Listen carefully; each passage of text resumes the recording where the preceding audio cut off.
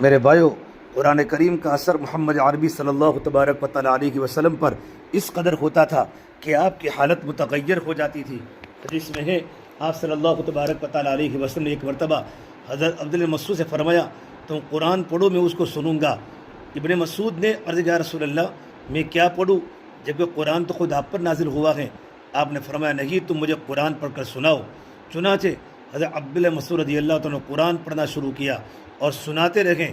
بہت دیر کے بعد انہوں نے سر اٹھا کر اللہ کے نبی صلی اللہ تبارک و تعالیٰ علیہ وسلم پر نگاہ ڈالی تو دیکھتے ہیں اللہ کے نبی صلی اللہ تبارک و تعالیٰ علیہ وسلم کی آنکھوں سے آنسو جاری ہیں۔ میرے بھائیو، تلاوت قرآن مجید کا ایک فائدہ یہ ہے، تلاوت کے وقت اللہ کی طرف سے سکینہ اور فرشتے نازل ہوتے ہیں۔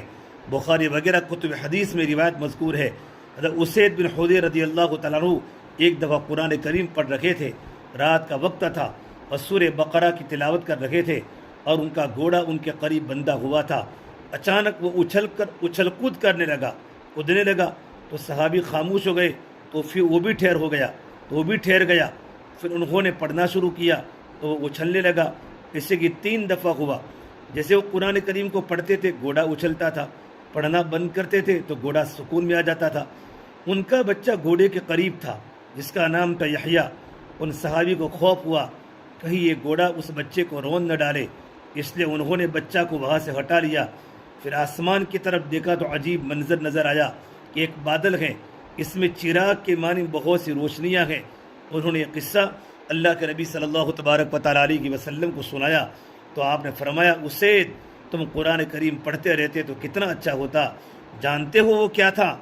حضرت اسید نے کہا، نہیں اللہ کے نبی۔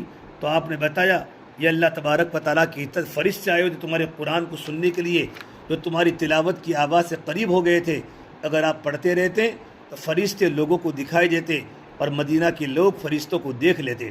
ایک قرآن کریم کے پڑھنے کا اثر کہ قرآن کریم کی بنیاد پر انسان کی زندگی کے اندر کیا کیا ہوتا ہے۔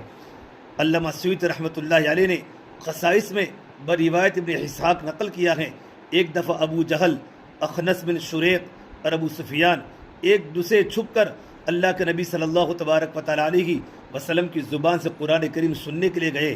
اس وقت اللہ کے رسول صلی اللہ تبارک و تعالیٰ علیہ وسلم مصروف نماز تھے اور تلاوت فرما رہے تھے۔ یہ تینوں اپنے زاویوں پر بیٹھے محو سماعت تھے، حتیٰ کہ صبح ہو گئی اور آپ نے نماز ختم کی تو وہ جانے لگے۔ ایک جگہ تینوں کی ملاقات ہو گئی اور اس طرح کا واقعہ 3 رات مسلسل ہوتا رہا۔ لوگ باوجود شدید مخالفت کے قرآن کریم سے لطف اندوزی کرتے تھے۔ سوچے آخر یہ کیا بات تھی کہ ان کو رات بھر اپنی نیند قربان کر کے قرآن سننے پر مجبور کرتی تھی۔ یہی وہ قرآن کریم کا جادو تھا اور قرآن کریم کے اعجاز کا کرشمہ تھا۔ حالانکہ وہ تو مسلمان نہیں تھے، اسلام کے کٹر تھے، اللہ کے نبی کے کٹر تھے۔ ان قرآن کریم کا وہ اثر ہے جو انسان کے دلوں کی دنیا بدل دیتی ہے۔ آج ہمارا پورا مجمع تراویح سنتا ہے، اتنا اچھا قرآن کے سننے کے بعد بھی نہ ہماری آنکھوں میں آنسو ہے، نہ ہمارا دل تڑپتا ہے، نہ قرآن کے پڑھنے کا شوق ہے، نہ قرآن کریم کے سننے کا شوق ہے کہ ہمارا دل کے اندر اندھیرے ہیں۔ ہمارا دل گناہ کرتے کرتے، اللہ کے نافرمانی کرتے کرتے ہمارے دل سخت ہو چکے ہیں۔ قرآن کریم کی برکت سے اللہ پاک ہمارے دل کو نرم کرے گا۔ تو قرآن کریم کو خوب پڑھیں، قرآن کریم کو خوب سنیں۔ جب قرآن کریم کی تلاوت کریں گے، حضرت علی فرمایا کرتے تھے، جب میرے دل میں تمنا ہوتی ہے کہ میں نماز پڑھوں، جب میرے دل میں تمنا ہوتی ہے کہ میں اللہ سے باتیں کروں تو نماز پڑھتا ہوں، کہ بندہ نماز کے ذریعے اللہ سے باتیں کرتا ہے۔ اور جب میرے دل میں تمنا ہوتی ہے کہ میرا اللہ مجھ سے بات کرے تو میں قرآن کریم پڑھتا ہوں، کہ قرآن کریم کے پڑھتے وقت مجھے محسوس ہوتا ہے کہ پروردگار عالم مجھ سے باتیں کر رہا ہے۔